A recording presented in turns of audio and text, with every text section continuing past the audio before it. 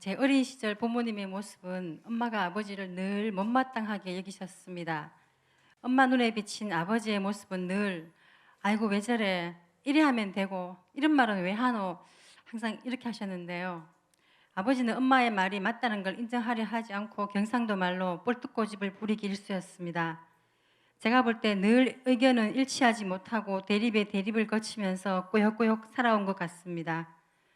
자주 살림이 부서지는 과정과 오로지 엄마를 향한 아버지의 분노는 계속 이어져 왔습니다.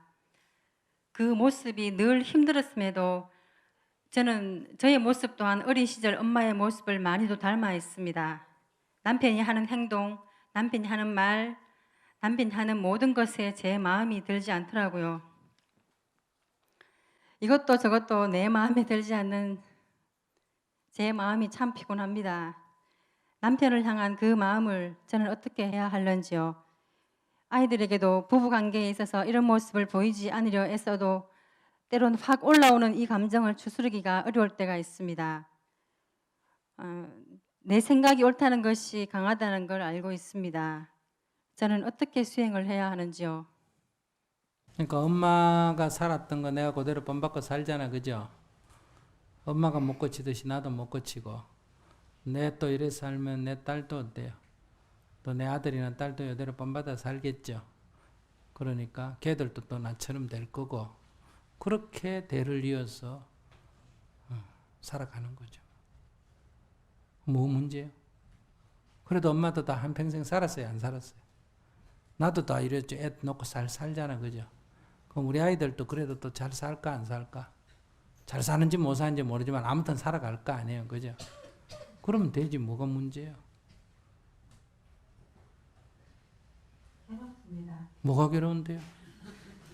그게 아니라는 걸 알겠는데 아니라고 알면 고치면 되지 뭐. 엄마가 고쳐줬으면 내가 이런 고통 안 느꼈을 거고, 내가 고치면 우리 아이들 이런 고통 안 느끼겠죠. 정말 내가 자식을 사랑한다면 내가 눈물을 머금고라도 고쳐야 되는 거고, 내가 고치기 힘들면 나도 사는데 우리 애도 잘 살 거라고 생각하고 놔버려야 돼. 어릴 때 엄마 아빠 싸우는 게 내 자랐는데 별로 안 좋았다면 우리 애들도 내 이런 성격이 아이한테 안 좋을 거 아니에요, 그죠? 그럼 아이 입장에서 내 어릴 때를 생각해 보면 엄마가 어떻게 하면 좋겠냐. 눈에 훤히 보이잖아요. 그럼 만약에 어머니의 예를 들어서 아버지가 그렇게 아버지를 갖고 계속 잘못했다니까 아버지가 고쳐지더냐. 죽을 때까지 아버지는 더 고집 피우고 더 화내고 더 때리 부수고 그러잖아, 그죠? 근데 엄마가 만약에 아버지 어차피 아버지 고집대로 할 건데 어차피 그럼 아버지가 무슨 말을 하든 네 그럽시다 네 그럽시다 네 그렇게 해요 이렇게 해도 아버지 고집대로 할 거고 안 그래도 아버지 고집대로 할 거고 그러면 아버지 하자는 대로 엄마가 따라줬으면 집안도 안 시럽고 살림도 안 부러지고 괴롭지도 않고 어차피 이 꼴로 왔을 거고 그 다음에 반대를 해도 아버지 어차피 꿀뚝고집으로 할 거니까 그래서 괴롭고 여기까지 온 거고 마찬가지란 말이에요. 그리고 그걸 보면서 내가 어떻게 하는 게 나한테 이익이겠느냐. 앞에서 여기 말씀드렸잖아요. 어차피 살 바에야 안 살려면 몰라도 어차피 살 바에야 숙이고 살면 우선 나도 좋고 남편도 좋고 애들한테도 좋고 집안도 덜 시끄럽고 살림도 덜 부러지고 나도 덜 괴롭고 근데 뭐 좋은 걸 뭐 때문에 안 가려고 그래요. 좋은 걸. 좋은 게 잘 안 된다 이 말은 담배 피우는 사람 습관하고 똑같지 뭐. 몸에 해롭지만 지금까지 피운 습관 때문에 못 고치는 것처럼 이게 좋은 줄 알아도 지금까지 좋은 습관 때문에 그 나쁜 결과를 자초하는 것을 그냥 하는 거죠.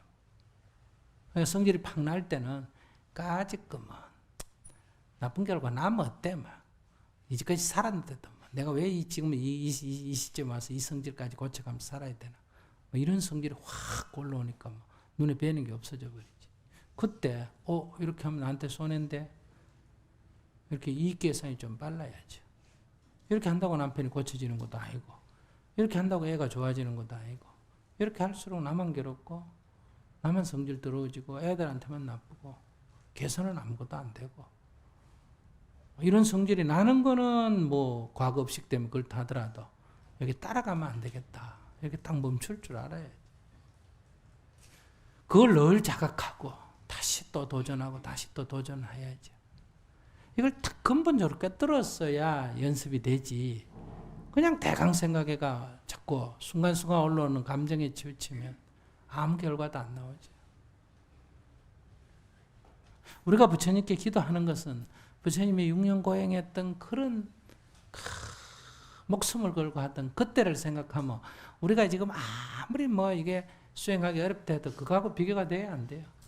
안 되잖아. 우리 다 먹을 거 다 먹고 잘 거 다 자고 입을 거 다 입고 그러고 하잖아. 놀 거 다 놀고. 아침에 일어나가 1시간 수행하라는 건데도 그것도 하기 싫다 그러고. 그러면 남편한테 숙인다고 해서 뭐 손해날 게 뭐가 있나? 금전적으로 손해나요. 뭐 명예가 남편한테 숙이면 뭐 명예훼손돼요? 뭐 손해가 나는데 그걸 숙인다 해서 손해날 게 뭐 있냐는 거야. 애가 잘못되는 게 있나? 남편 받들어서 애가 잘못되나?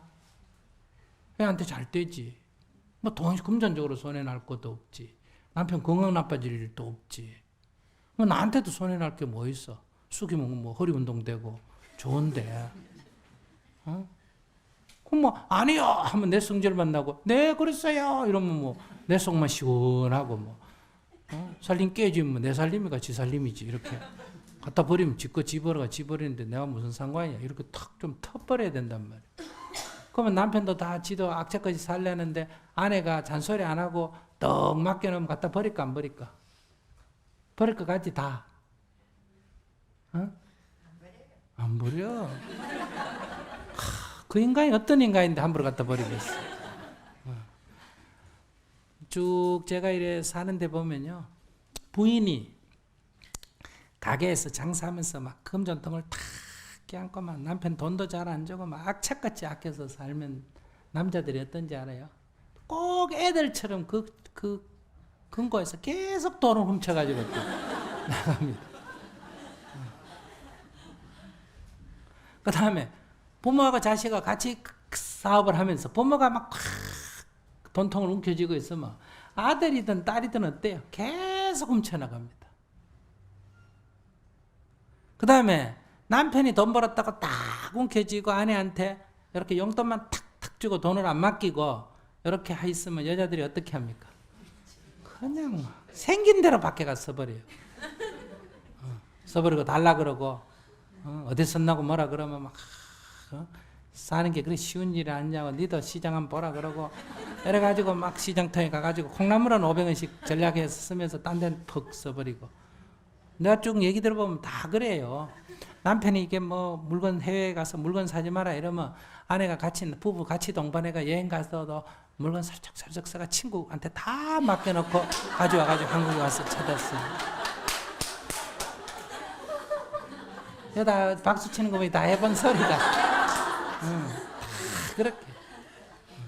그래서 그럼 밑에 책임의식이 없어져요.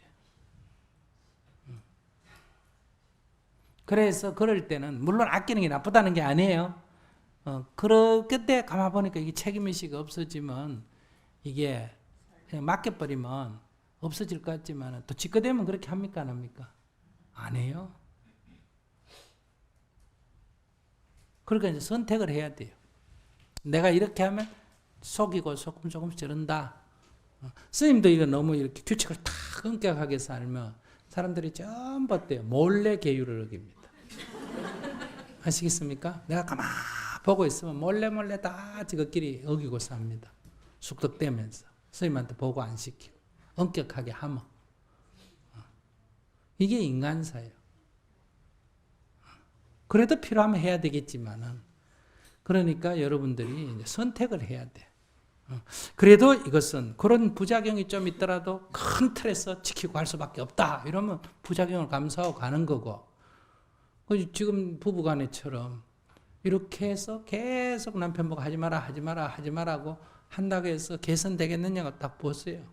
개선 안 되겠다 싶으면 그래도 계속 잔소리하면서 산다 하면 계속 갈등을 일으키고 사는 거를 내가 받아들여야 돼요. 그러면 어떤 부작용이 있는가를 받아들여야 되고, 그럴 바에야 이 부작용보다는 숫자 그냥 에이 그래 당신 마음대로 하세요. 네 잘합니다 하면 그럼 어떤 문제가 있겠냐. 한번 해보는 거예요. 한 3년 해봐요. 무슨 일이 생기는지. 그래서 어차피 살 바에야 존중하고 살아라. 그게 누구한테 좋다? 나한테 좋다. 일찍 들어오라, 남편 늦게 들어와야 되고 일찍 들어와야 되고 난 상관없어 이런 말 하면 안 돼요. 일찍 들어오라 해봐야 됩니다. 아시겠어요? 어떤 때는 막 세게도 나가봐야 됩니다. 그러니까 고쳐지면 고치는 게 좋아요? 안 고치는 게 좋아요? 고치는 게 좋지. 그런데 그렇게 한다고 해서 이게 벌써 3년 4년 안 고쳐지는 게 새삼스럽게 고쳐지는 법이 있어요? 없어요? 없어. 그러니까 이게 몇 번 해보고 안 고쳐지면 그냥 인정하고 받아들이는 게 좋아.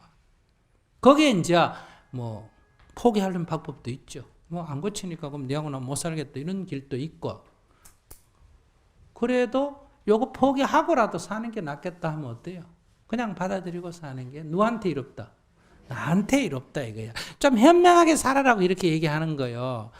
여자로 태어난 게 무슨 죄인데 맨날 그렇게 괴롭게 사느냐. 턱 놓고 살아버리면 자기 인생도 좋고 남자도 좋고 다 좋은데 뭐 때문에 여러 가지고 자기 괴롭히고 그렇게 살아요. 옛날 조선시대에 태어났다면 뭐 어떨 수 없다 하지만 지금같이 좋은 세상에 왜 그렇게 괴롭게 사느냐 이거예요. 어디 가서 일하면 뭘 못 먹을까 싶어서 그래요. 근데 남자들도 괴롭히시는데 여자 괴로운 만 남자들이 물어보면 다 여자가 남자를 괴롭힌다 그러죠. 그러니까요. 그러니까 여러분들 다 남자가 괴롭힌다. 여기 들어봤잖아. 그래서 남자도 괴롭히고 나도 괴롭고 그렇게 왜 사느냐 이 말이에요. 그건 여자만 그런 게 아니라 남자도 괴롭겠지. 그럼 남자도 왜 괴롭게 살 이유가 뭐가 있어요? 마누라가 이러자면 그래 저러자면 그래 마누라가 뭐 돈 갖다 버리겠어요? 그렇게 살면 되지. 그리고 가만히 보니까 이거는 완전히 돈을 막 외간 남자한테 막 퍼다 준다. 그러면 안녕히 계십시오. 끝내보면 되지. 그 돈은 좀 해프지만 그래도 애들이 키우려면 그 정도는 어차피 파출부로 돈을 줘도 그 정도 준다 하면 좀 뭐 갖다 버리더라도 그거를 여자가 해프게 쓴다가 아니라 계산을 딱 하란 말이에요. 계산 잘하잖아. 계산을 딱 해가 막 이 정도는 버리더라도 그래도 이게 나한테 이롭다. 지금 뭐 애들 새엄마 데려와가지고 이렇게 저렇게 사느니 하면 막 집안도 복잡하고 일가 친척 관계도 또 복잡해지잖아요. 그죠? 아이고 막 그냥 적당한 선에서 그 뭐 저것마다 못 고친 저걸 내가 왜 고치겠나 이렇게 생각하면 되잖아. 애들 버려 부모 고쳐요 못 고쳐요? 근데 그걸 내가 결혼하고 왜 고치겠어? 부모도 못 고친 거를 학교 선생님도 못 고친 거를 내가 지금 새삼스럽게 어떻게 고치겠다고 그렇게 건방지게 생각을 해요. 나는 그래도 좀 고치려고 그래. 나는 이렇게 설득이가 고치든 두드리 패가 고치든. 근데 여러분들은 고치려면 괴로워하면서 어떻게 고쳐요? 괴로워하면 고치다가 자기가 말잖아. 고치려면 끝까지 고쳐야지. 두드리 맞으면서도 그래도 고쳐야 된다 이렇게.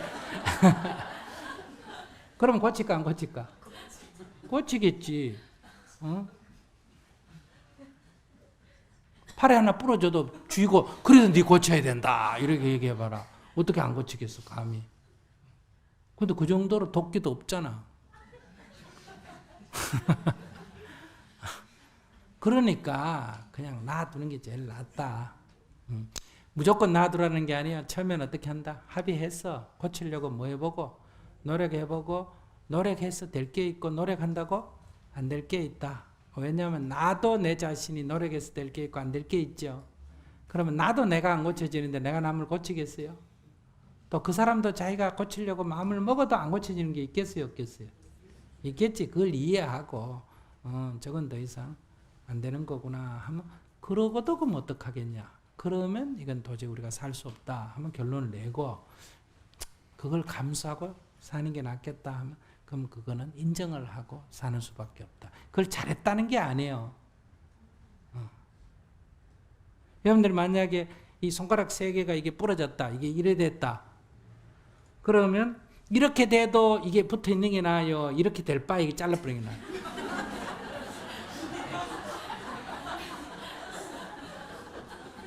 완전한 손에 비해서는 부족하지만 그래도 있는 게 나면 이렇게 가지고 다니는 거예요. 네, 이게 세게 못 쓴다. 이 얘기 해봐요. 소용이 없다 이 말이에요. 그래도 이거 있는 게 낫다 하면 갖고 다닌다 이 말이에요. 그러니까 부처님의 가르침은 하늘에 있는 추상적인 얘기가 아니다. 지금의 자기 삶을 딱 직시해서 어떻게 하는 게 나한테 정말 이익인가 행복인가 이걸 딱 보고 거기에 맞춰서 살자는 거예요.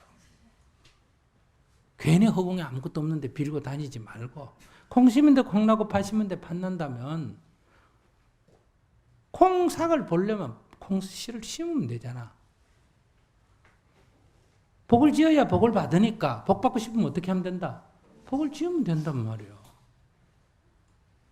재앙을 받기 싶으면 재앙 받을 짓을 안 한단 말이에요. 그렇게 자기를 딱 갖춰서 살면 되지. 왜 재앙을 받을 짓을 해놓고는 재앙 안 받게 해달라 그러고 복은 안 지어놓고는 자꾸 복 달라 그러면 부처님이 나무 뺏어도 줘야 되잖아. 부처님은 뭐 도둑놈이요? 나무 뺏어줘 주게. 그렇게 어리석게 살지 마라. 우리가 기도하는 것은 그 바른 부처님의 법에 귀해서 그 부처님의 가르침대로 살겠다고 기도하고 안 되는 자기를 가지고 정진을 하는 게 수행이고 기도지. 이렇게 허황된 생각을 가지고 자꾸 부처님을 나쁜 행동을 하도록 부처님이 나쁜 사람이라야만이 될 수 있는 일을 요구해서는 안 된다 이 말이에요. 바보 같은 짓이에요. 자, 부처님 정진하세요. 네.